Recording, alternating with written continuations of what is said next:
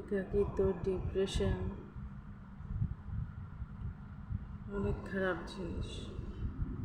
তার উপরে হেরে যাওয়া একটা মানুষ, যার জীবনের কোনো মূল্য কারো কাছেই নেই, না দুনিয়ার কাছে না দুনিয়ার মানুষের কাছে, যার ইমোশনের কোনো মূল্য নেই।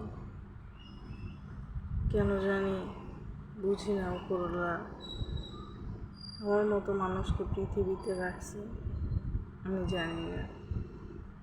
বেঁচে থাকার কোনো ইচ্ছে, শখ কোনোটাই আর নেই।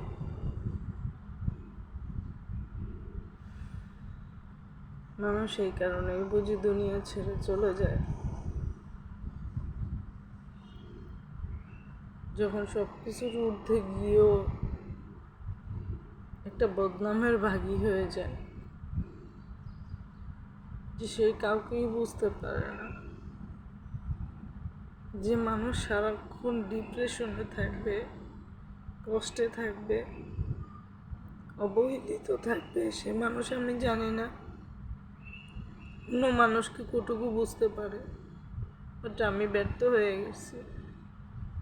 আমি আমার কাছে, আমার জীবনের কাছে, পরিস্থিতির কাছে, কি দুনিয়ার কাছে, ভালোবাসার কাছে হেরে গেছি আমি।